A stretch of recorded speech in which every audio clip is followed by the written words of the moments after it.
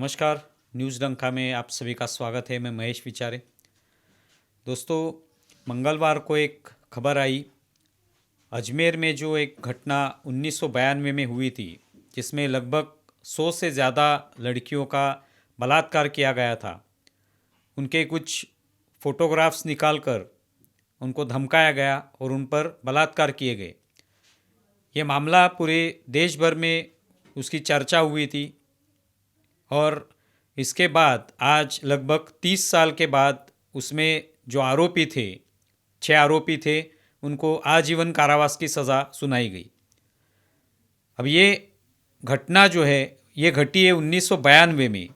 आज लगभग 30 साल के बाद इसका निर्णय हो जाता है और इन 6 आरोपियों को सज़ा सुनाई जाती है।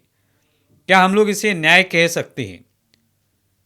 न्याय किसको कहा जाता है? जब उस पर तुरंत सज़ा हो, कठोर शासन हो और सबक लोगों को मिले, समाज को एक सबक मिले कि इस तरह की अगर घटना, इस तरह की अगर आप कोई क्राइम करते हैं, कोई गुनाह करते हैं, तो उसको इस तरह का कठोर शासन होगा, सज़ा सुनाई जाएगी, तुरंत सुनाई जाएगी।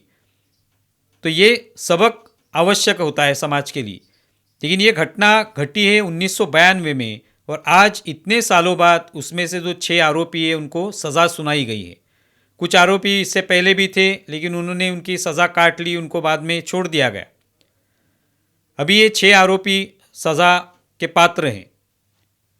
उसी वक्त, आज के ही दिन जब ये खबर आई मंगलवार को, उसी दिन मुंबई में भी बदलापुर में एक आंदोलन हुआ, क्योंकि बदलापुर के एक स्कूल में छोटी बच्चियों का अत्याचार किया गया। उसी स्कूल में जो एक सफाई कर्मचारी था उसने ये अत्याचार किए। लगभग 12 या 13 अगस्त को ये घटना घटी थी।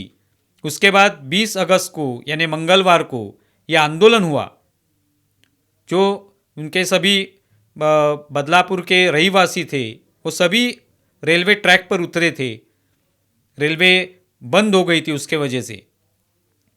और ये आंदोलकों का कहना था कि ये जो आरोपी है जिसने ये दुष्कर्म किया है, जो सफाई कर्मचारी है, उसको हमारे पास सौंपा जाए, हम उसको सज़ा देंगे, हम उसको फांसी देंगे, हम उसको मारेंगे।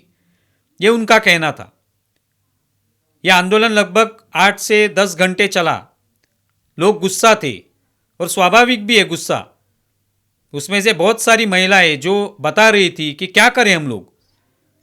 अगर हम स्कूल में हमारे बच्चों को भेजते हैं, कॉलेज में भेजते हैं, कुछ लड़कियां जॉब करने जाती हैं, क्या वो घर पर जब आएंगी तो क्या वो सही सलामत आएंगी? क्या उन पर, उनके साथ कोई ऐसा दुष्कर्म करेगा या नहीं करेगा? हमको पता नहीं होता। हमारे मन में एक डर बना सा रहता है कि क्या होगा, हमारी लड़कियों को आज स्कूल भेजा है और ये किसी जवान लड़कियों के बारे में नहीं, ये जो छोटी लड़कियां हैं जो नर्सरी में पढ़ रही थी, उनके साथ ये दुष्कर्म किया गया। तो कोई भी लड़की आज सुरक्षित नहीं है, यही वातावरण इसमें दिखाई देता है। इसके अलग अलग कारण हो सकते हैं, लेकिन आज लोग ये चाहते हैं कि इस तरह का कोई दुष्कर्म करने वाला व्यक्ति हो जो मानसिक रूप से विकृत हो, उसको मार देना चाहिए। फिल्मी कलाकार रितेश देशमुख, इन्होंने भी एक ट्वीट किया और उसमें बताया कि आज छत्रपति शिवाजी महाराज के समय जो कानून थे, उन कानूनों की आवश्यकता है। किस तरह के कानून थे? तो उनके वक्त किसी ने इस तरह से बलात्कार किया, महिलाओं से छेड़खानी की, तो उसके हाथ काट दिए जाते थे। ऐसे निर्णय शिवाजी महाराज ने लिए हुए हैं। ठीक है कि आज लोकतंत्र है, हम इस तरह के निर्णय नहीं ले सकते। सबूतों के आधार पर कोर्ट में केस चलता है, उसके बाद सजा सुनाई जाती है। आज आजीवन कारावास की सजा होती है या फांसी की सजा सुनाई जाती है, लेकिन हाथ काटने की सजा नहीं होती या किसी को गोली मारने की सजा नहीं होती। लेकिन आज लोगों के दिलों में ये गुस्सा है कि इस तरह का कोई व्यक्ति अगर पकड़ा जाता है तो उसको मार दो। क्यों ये गुस्सा है? क्योंकि न्याय तुरंत नहीं मिल पा रहा है।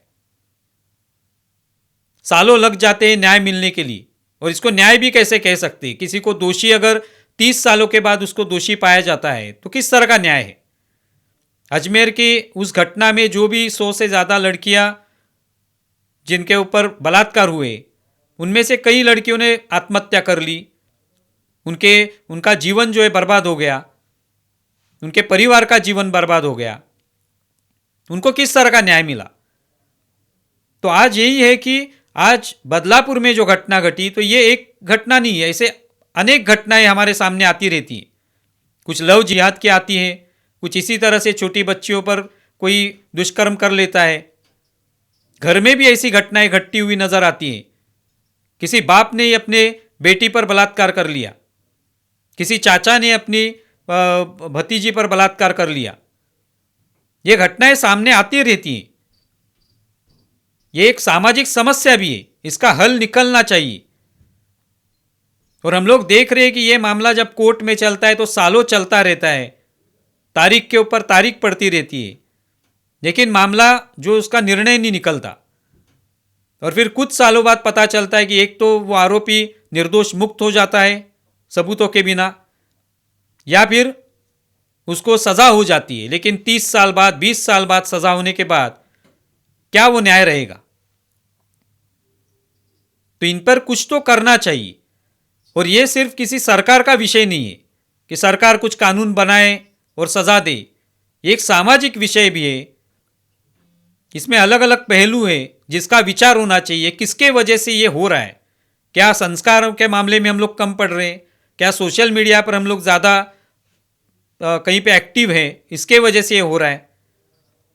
क्या लोगों का प्रबोधन ठीक से नहीं हो पाया है? ये सभी चीज़ों का एक बार विचार करने की आवश्यकता बनी, क्योंकि एक तरफ अजमेर में 30 साल बाद आज सज़ा सुनाई गई है, और वहीं पे बदलापुर में आंदोलन हो रहा है जहाँ पे लोग चाहते हैं कि उस आरोपी को हमें सौंप दो, हम उसे सज़ा देंगे। तो ये सोचने की बात है। आज सचमुच ये सोचना चाहिए कि वे हर जगह पे, कि कहीं पे मुंबई में हो रहा है, कहीं राजस्थान में हो रहा है, उत्तर प्रदेश में हो रहा है, बिहार में हो रहा है, मध्य प्रदेश में हो रहा है, हर जगह पे इस तरह के बलात्कार हो रहे हैं। किसी भी आयु की महिला हो, उसके साथ ये हो रहा है। कभी रिक्शा वाला बलात्कार कर रहा है, कभी टैक्सी वाला कर रहा है, कभी स्कूल के मास्टर कर रहे हैं, कभी हमारा करीबी रिश्तेदार कर रहा है। किसी के साथ भी ये घट रहा है, तो ये गंभीर समस्या है।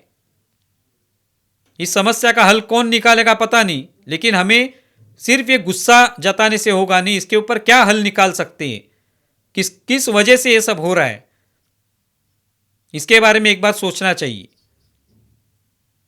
आप इसके बारे में क्या सोचते हैं ज़रूर बताएं। हमारा वीडियो ज़्यादा से ज़्यादा शेयर करें और हमारे YouTube चैनल सब्सक्राइब करें। धन्यवाद।